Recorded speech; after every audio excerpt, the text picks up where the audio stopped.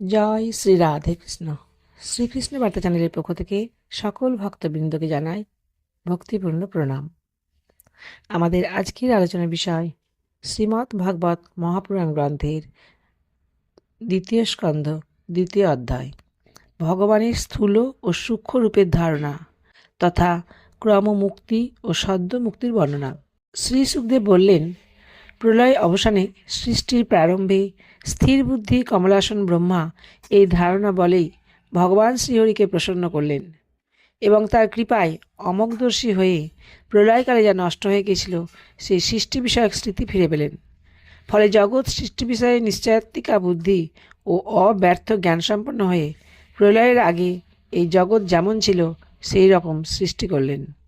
বেদসমূহের বর্ণনশৈলী এই রকম যে মানুষের বুদ্ধি স্বর্গ প্রভৃতি নিরর্থক নামের মোহে পড়ে সুখ প্রাপ্তির স্বপ্নে নিমগ্ন হয়ে সেই দিকেই চালিত হয়, কিন্তু সেই মায়াময় লোকসমূহে সে কোথাও প্রকৃত সুখ লাভ করতে পারে না।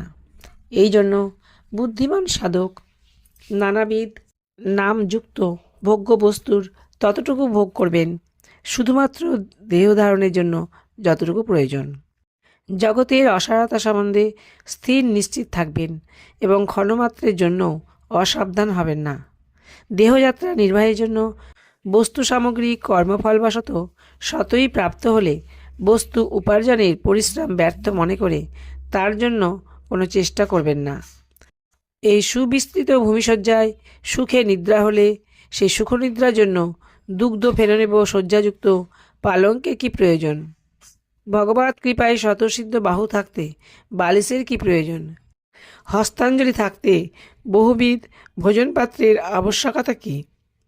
বলকল পরিধান করে অথবা বস্ত্রহীন অবস্থায় দিগম্বর হয়ে থেকে জীবনযাত্রা নির্বাহ সম্ভব হলে বস্ত্রের আর কি প্রয়োজন? পথিমধ্যে কি জীর্ণ বস্ত্রখণ্ড পড়ে থাকে না? ক্ষুধার্তের জন্য পরের জন্য জীবন ধারণকারী বৃক্ষ সকল ফল প্রদান করে সকলকেই প্রতিপালন করে নাকি? তৃষ্ণার্তের জন্য নদী সরোবর প্রভৃতি জলাশয় কি শুকিয়ে গেছে? বাসস্থানের জন্য পর্বত গুহা কি রুদ্ধ হয়ে গেছে? আরে ভাই, ভক্তবৎসল সর্বান্তর্যামী ভগবান শ্রীহরি কি শরণাগতকে রক্ষা করবেন না? এই পরিপ্রেক্ষিতে বিবেকী পুরুষ ধনমদে মত্ত ধনীদের ভজনা কেন করবে? এইভাবে বৈরাগ্যযুক্ত চিত্তে নিজ অন্তরে নিত্য বিরাজমান স্বতঃসিদ্ধ আত্মস্বরূপ পরম প্রিয়তম পরম সত্য অনন্ত ভগবানকে সপ্রেমে সানন্দে একনিষ্ঠভাবে ভজনা করবে, কারণ তার ভজনা দ্বারা জন্ম মৃত্যু চক্র থেকে মুক্তি হয়, অবিদ্যার নাশ হয়।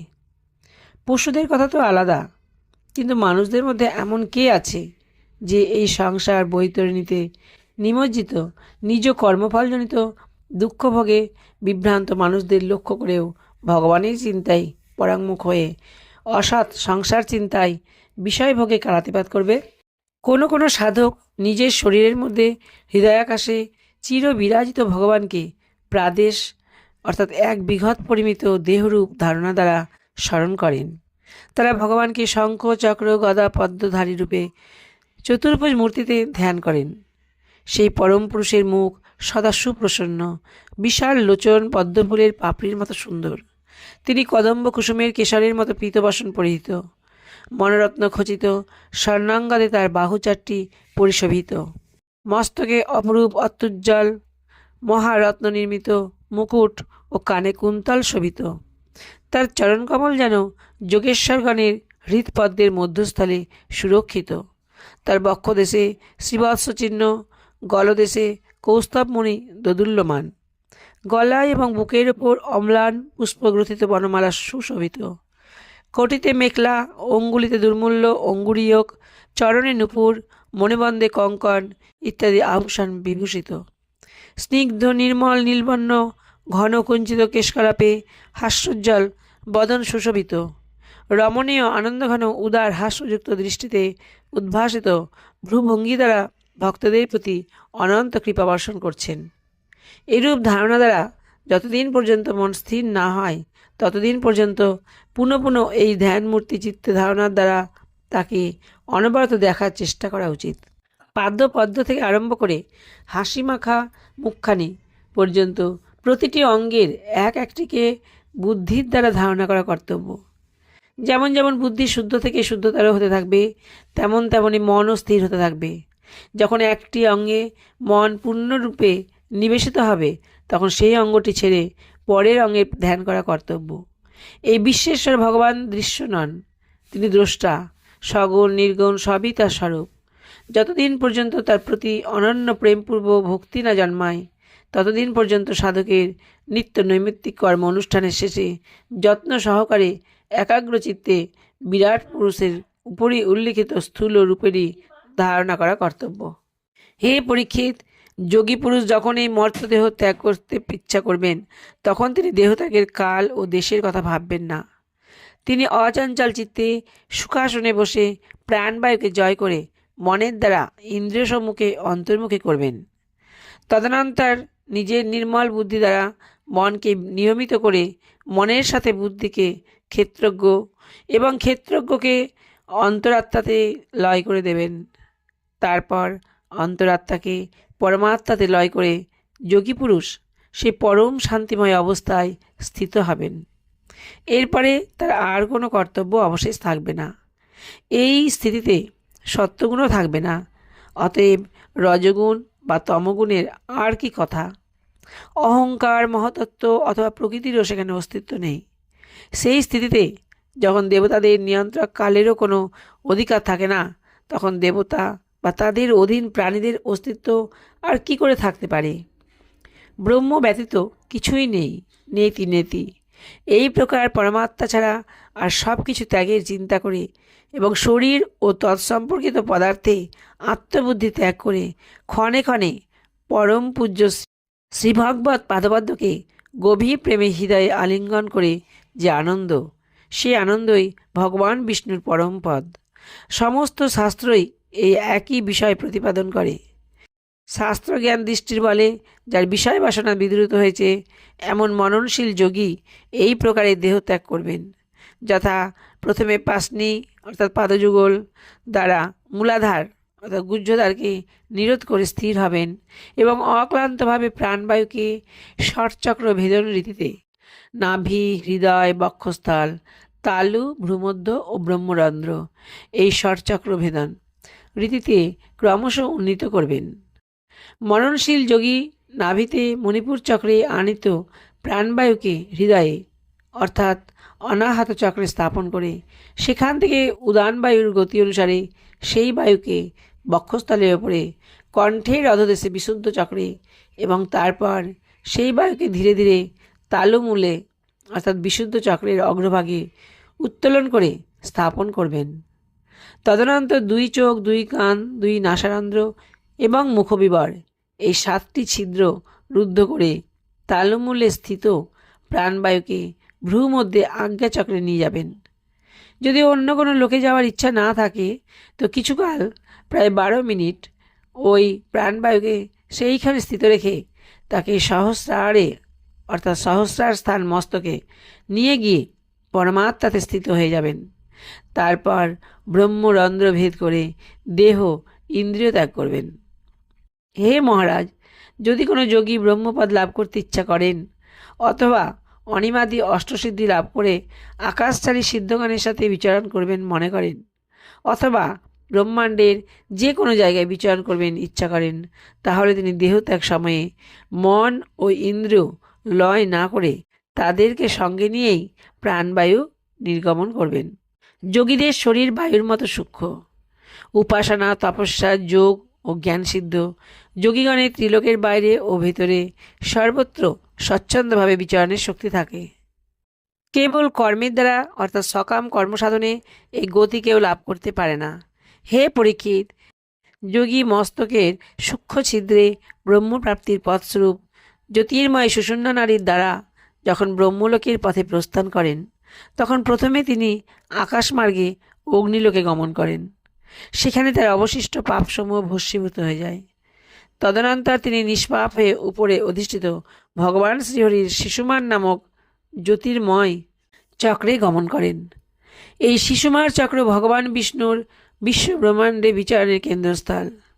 সেই চক্র অতিক্রম করে অত্যন্ত সূক্ষ্ম ও শুদ্ধ দেহে তিনি একাকী মহর্লোকে গমন করেন। এই মহর্লোক ব্রহ্মবিদ ঋষিগণেরও বন্দনীয় এবং সেখানে কল্পকালজীবী দেবতারা বিহার করেন।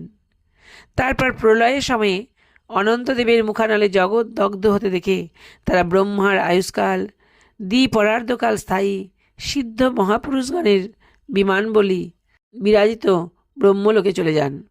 তারপর প্রলয়ের সময়ে অনন্তদেবের মুখানলে জগৎ দগ্ধ হতে দেখে তারা ব্রহ্মার আয়ুষ্কাল দ্বিপরার্ধকাল স্থায়ী সিদ্ধ মহাপুরুষগণের বিমানাবলী বিরাজিত ব্রহ্মলোকে চলে যান।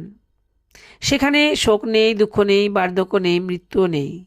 সুতরাং সেখানে কোনো রকম উৎকণ্ঠা বা ভয় কোনোভাবেই থাকতে পারে না।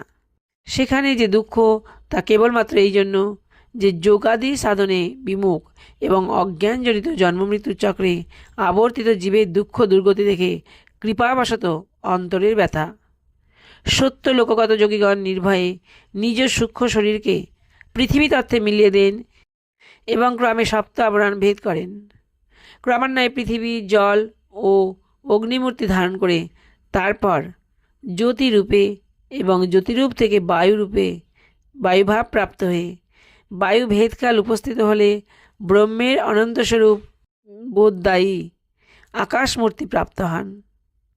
এই সব স্থূল আবরণ বা মূর্তি অতিক্রম করার সময় তার ইন্দ্রিয় সকলও নিজ নিজ সূক্ষ্ম অধিষ্ঠানে লয়প্রাপ্ত হয়।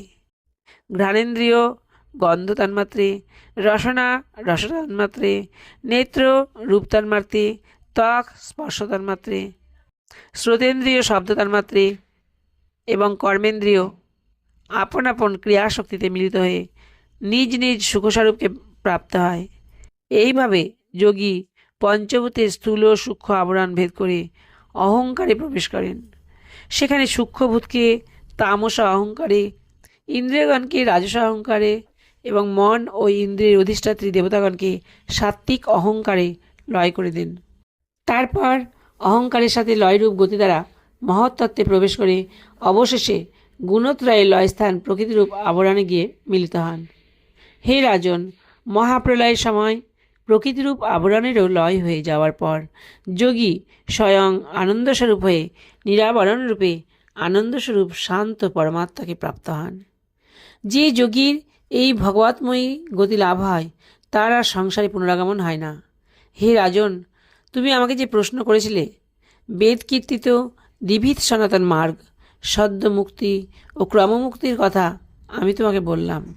কল্পের আদিতে ব্রহ্মার আরাধনায় সন্তুষ্ট হয়ে ভগবান বাসুদেব ব্রহ্মাকে এই দুই পথের কথা বলেছিলেন। সংসার চক্রে পতিত জীবের পক্ষে যে সাধনার দ্বারা ভগবান বাসুদেবে অনন্য প্রেমময়ী ভক্তি লাভ হতে পারে তার থেকে কল্যাণকারী পথ আর কিছুই নেই। একাগ্রচিত্তে 3 বার বেদের তত্ত্ব বিচার করে নিজের বিচার বুদ্ধি দ্বারা পর্যালোচনা করে যার দ্বারা সর্বাত্মা ভগবান শ্রীকৃষ্ণে অনন্য প্রেম হয়, ব্রহ্মা সেই মঙ্গলময় পথই সর্বশেষ ধর্ম বলে নিশ্চয় করেছেন। সমস্ত চরাচর প্রাণীদের মধ্যে আত্মারূপে ভগবান শ্রীকৃষ্ণই পরিলক্ষিত হন, কারণ বুদ্ধি আদি দৃশ্য পদার্থ তাকে অনুভব করবার লক্ষণ মাত্র। তিনি এই সকলের সাক্ষী, একমাত্র দ্রষ্টা। বুদ্ধি ব্যতীত দৃশ্যবস্তু দর্শন একজন দ্রষ্টা ব্যতীত হতে পারে না। অতএব বলতে হবে যে তাদের একজন দ্রষ্টা আছে এবং বুদ্ধি প্রভৃতি কারণগুলি একজন কর্তা দ্বারা পরিচালিত হয় বলতে হবে, কারণ কর্তা ব্যতীত কারণগুলি কোনো কার্য করতে পারে না। এই দুটি প্রমাণ দ্বারা জীবাত্মার অস্তিত্ব বুঝতে পারা যায় এবং তারও অন্তর্যামী রূপে ভগবান শ্রীহরিকে সমস্ত প্রাণীতে অনুভব করা যায়। অতএব হে রাজন, মনুষ্য মাত্রেরই সর্বদা সকল অবস্থাতেই সর্বান্তকরণে শ্রীহরি কথা শ্রবণ, কীর্তন ও স্মরণ করা কর্তব্য। হে রাজন, সন্ত মহাত্মাগণ আত্মস্বরূপ ভগবানের মধুর চৈতামৃত প্রচারই করতে থাকেন। যে ব্যক্তি কর্ণরূপ শ্রবণপাত্র পূর্ণ করে সেই মধুর হরিকথা পান করেন তার বিষয় মলিন চিত্ত ধীরে ধীরে নির্মল হয়ে যায় এবং তিনি ভগবান শ্রীকৃষ্ণের চরণ কমল সমীপে গমন করেন।